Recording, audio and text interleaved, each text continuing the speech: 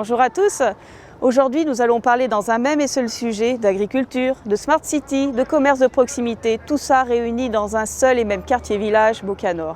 Ce quartier, valorisé dès 2014 par de nouveaux aménagements, rassemble ce qu'il faut pour préserver et garantir la qualité de vie des habitants. Je vous propose un tour d'horizon de ce qui le compose avec des rencontres chaleureuses et étonnantes, des paysages contrastés qui font de Beaucanor un quartier atypique et anti-cliché. Allez, suivez-moi. Il est 7 h du matin, nous sommes à la Boca et les agents de la propreté urbaine nettoient les rues avec une aspiration mécanique en passant le balai, nettoyage à l'eau. Tout est mis en œuvre pour la qualité de vie des habitants. Bonjour, vous allez bien? Ça va, merci. On va faire un petit tour. Voilà. Donc là, votre collègue ramène tout ce qu'il y a sur le trottoir sur la route avec la souffleuse. Tout ce qui est sur le trottoir passe au milieu là et puis vous aspirez. C'est très moderne. On est là pour assurer la propreté de la ville. Je ne suis pas tout simplement chauffeur, je descends aussi pour donner un coup de main à mon collègue. Nous voici donc dans les locaux d'Allomérie Plus qui assurent l'enlèvement des encombrants. Marc Lefebvre, pouvez-vous m'expliquer quelles sont vos missions? Alors les missions principales d'Allomérie Plus sont donc, comme vous l'avez dit, l'enlèvement des encombrants sur toute la commune, autant sur prise de rendez-vous que les dépôts sauvages. Et on a une partie centre d'appel qui est là-bas, où on renseigne les gens sur toutes sortes de diverses questions qui vont de comment on fait une carte d'identité jusqu'à quelle heure est le feu d'artifice ce soir. Alors cette année, il y a une nouveauté, Cannes Civique. Elle est pilotée par le service de la politique des quartiers, mais c'est nous qui faisons le traitement ici. On a pas mal de demandes, jusqu'à 30-35 par jour. Donc Cannes Civique, on va vous montrer en vidéo ce qu'il est possible de faire avec.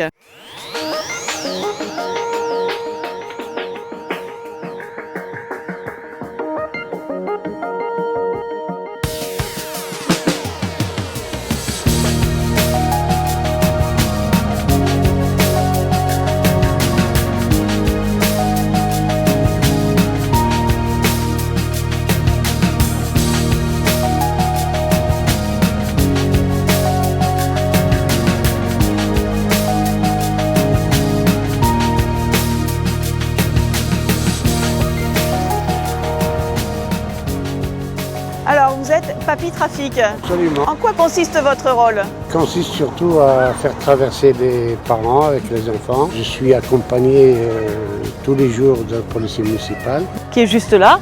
Il est surtout là pour la sécurité. Donc vous assurez la sécurité des enfants, des parents qui traversent et qui vont à l'école tous les jours. C'est pratique le biséop? C'est très pratique. Oui. Ah mais il est pressé d'aller à l'école? Ah bah c'est super. Allez, bah et hop alors.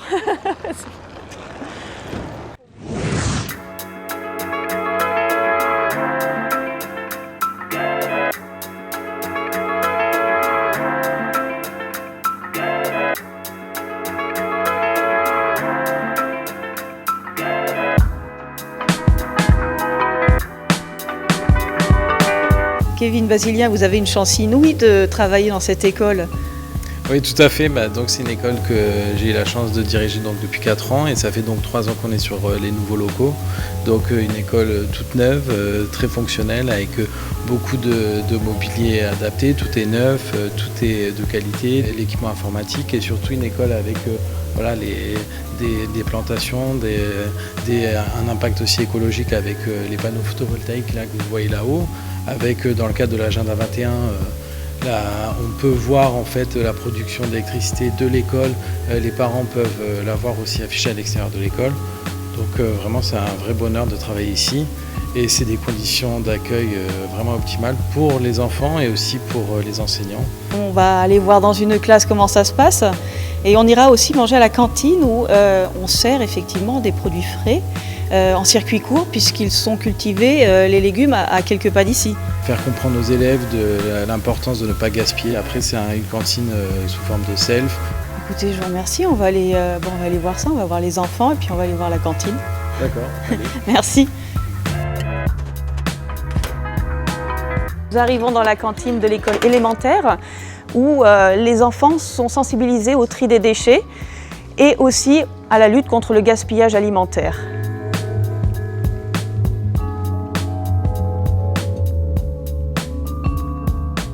Bonjour Pascal. Bonjour. Vous allez bien? Enchanté. Bien, merci. Bon, vous faites partie des chanceux qui qui avez eu le droit d'avoir un jardin ici. Oui, c'est ça. Alors c'est 100 mètres carrés? Oui, 100 mètres carrés. 100 mètres carrés. Alors expliquez-moi, qu'est-ce que vous cultivez? Ben, la tomate, essentiellement, le concombre, le poireau. Là, j'ai des poireaux, des oignons. Ben, le jardin familial, c'est un lieu de rencontre. C'est un lieu de rencontre? Rencontre avec la terre d'abord, Bien sûr. et rencontre avec les canois. Avec les canois. Bonjour Delphine. Bonjour Marie. Vous êtes donc coordinatrice jardin dans le cadre de l'association Parcours de Femmes. Une rapide présentation de l'association? Alors l'association est là pour soutenir les personnes au quotidien, donc ça peut passer par l'aide aux démarches administratives, mais aussi prendre du temps pour soi ou pratiquer une activité comme notre potager. Quel est votre rôle ici? En fait, je suis ici pour animer le potager, D'accord. l'association Parcours des Femmes. Je suis maraîcher professionnel, j'apprends aux dames la culture. Se débrouille bien, j'ai l'impression, à mettre du cœur à l'ouvrage. Oui, bien sûr. La récolte va être belle? Oui. Nous sommes ici à Basse-Vallée de la Siagne.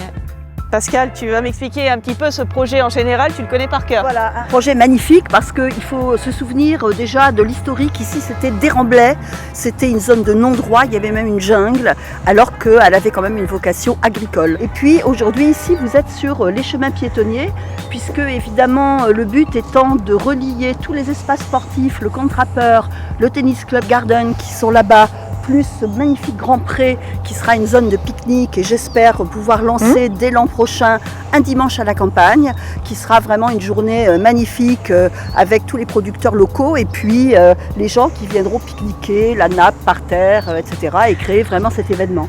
Ici on est sur la passerelle qui passe au-dessus du Béal, qui était en fait un aménagement qui nous manquait pour pouvoir relier ces deux zones parce que la petite passerelle que nous avions un peu réparée là-bas n'est pas du tout au nord, mais voilà. Donc ces chemins piétonniers, ce sera pour les familles, pour les joggers, pour venir à la zone de pique-nique et bientôt vous verrez également sur le chemin de la plaine de Laval qui est là-bas, une zone entièrement cyclable et mode doux. Oui, parce que c'est très accessible, je vois là. Exactement. Tout sera en accessibilité à partir du parking du crématorium jusque l'entrée du tennis club. Rendez-vous dans la Basse-Vallée de la Siagne dès qu'il fait beau pour venir pique-niquer. Bonjour Monsieur Ferrero. Oui, bonjour. Alors vous êtes président d'honneur de l'association Flair et Croix-Uréen. D'accord, donc vous, votre spécialité, c'est l'éducation canine. Éducation canine avec des compétitions. Bon, ici au milieu, ce sont tous les chiens qui débutent, des gens qui viennent. On leur apprend l'obéissance, qu'ils soient propres, la sociabilité, etc. On éduque le chien et le maître. On éduque le chien, on éduque surtout le maître. Eh oui. C'est le plus dur. Merci voilà. Monsieur Ferrero. À bientôt. D'accord. Au revoir.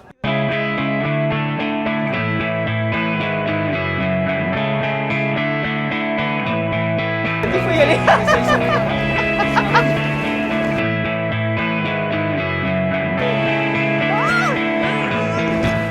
Donc là, le concept, il est simple, on marche dans les arbres, c'est cela?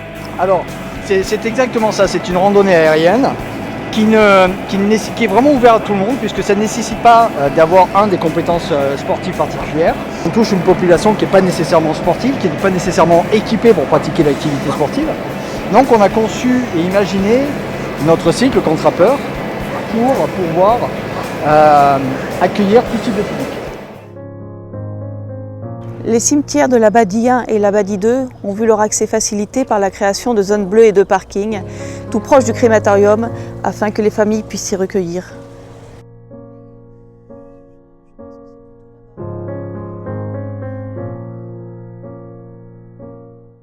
À Beaucanor, nous n'oublions pas les enfants, les plus petits, et nous sommes ici donc dans une crèche exemplaire, et je vais vous montrer pourquoi. Bonjour. Bonjour, vous allez bien? Bonjour. Bonjour. Bonjour Audrey. Vous allez me montrer un petit peu et me faire visiter la crèche s'il vous plaît? Ah, ok.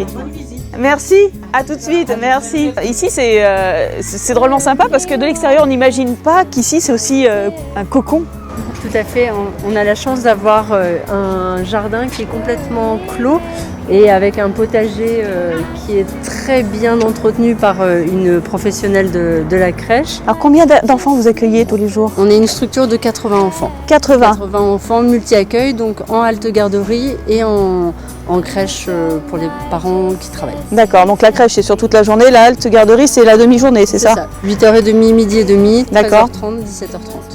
Nous arrivons à la médiathèque de Ranguin qui est un véritable lieu de vie où a lieu tout au long de l'année des expositions, des activités culturelles, des spectacles, le plus souvent gratuits. Allez, on y va. Bonjour Najette. Bonjour. Nous sommes donc à la médiathèque de Ranguin. Cette médiathèque organise des activités, des spectacles. Expliquez-moi, en gros, que faites-vous ici? Alors, on organise des ateliers, des animations en direction de notre public. C'est vrai qu'on essaye de faire des animations en direction des enfants. Les enfants, pour les attirer et pour les habituer à fréquenter des lieux tels que la médiathèque, des lieux culturels. Donc là-bas, nous étions vers les livres et là, je vois qu'il y a des CD, des DVD. Oui. C'est très varié. C'est très varié, oui. On est une médiathèque. Alors que c'est vrai qu'historiquement, au départ, on était des bibliothèques, donc on ne trouvait essentiellement que des livres. On est obligé de s'adapter à l'évolution de la société.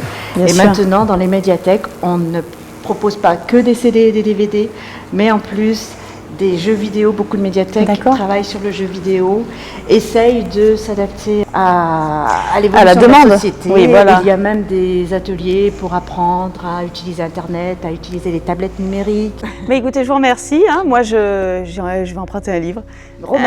Voilà. Et je vous dis à bientôt. Oui, merci. Nous sommes ici dans un quartier rénové et mis en valeur avec l'amélioration de logements locatifs, une nouvelle gare, une poste ainsi que de jardins familiaux partagés. Pour répondre aux nouveaux flux de circulation générés par l'ouverture du centre commercial, des aménagements ont été effectués. Cœur de Ranguin, c'est aussi la démolition et la reconstruction de l'église Saint-Jean-Bosco. Nous voici ici chez le coiffeur, dans le centre commercial Cœur de Ranguin, un nouveau centre commercial qui a changé complètement la vie du quartier, puisqu'ici, il est possible de faire ses courses et bien plus encore. Bonjour Muriel. Bonjour. Vous êtes installée ici depuis quand? Avril 2012. Avril 2012, ça a tout changé dans le quartier, ce centre commercial. Tout a changé, il y a beaucoup de choses à faire. Le fait d'habiter à côté. Oui, vous habitez juste au-dessus là-bas? Oui, tout à fait, dans la résidence à proximité sur le quartier depuis maintenant 7 ans. Donc on a connu le quartier où à l'époque effectivement il n'y avait pas le centre commercial. Oui. Et on le connaît maintenant avec le centre commercial. Effectivement, on est sur 2 tableaux différents avec effectivement une redynamique totale du quartier. Ça a tout changé. Tout a changé.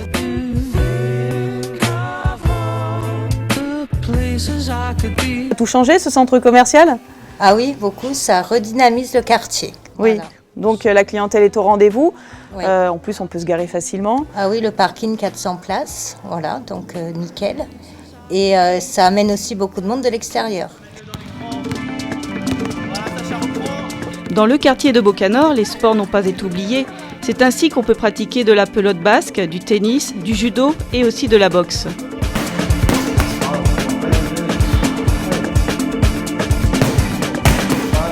Bonjour Jean-Paul. Bonjour. Nous sommes ici à la salle du Rému.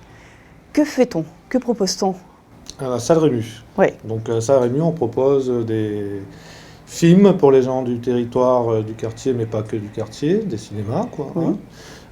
Du théâtre, du café-théâtre, des spectacles marionnettes. Alors, la MJC intervient sur le quartier depuis plus de 40 ans. Oui. Mais on a un agrément centre social et donc on travaille en direction de différents domaines, la jeunesse, la famille, sur les questions de l'emploi, sur le social. Mais notre axe d'intervention, j'allais dire préférentiel et transversal à tous ces contenus, que ce soit la santé, le logement, l'emploi, etc., c'est la culture. Décrire Beaucanor revient finalement à mettre bout à bout beaucoup d'avantages à vivre.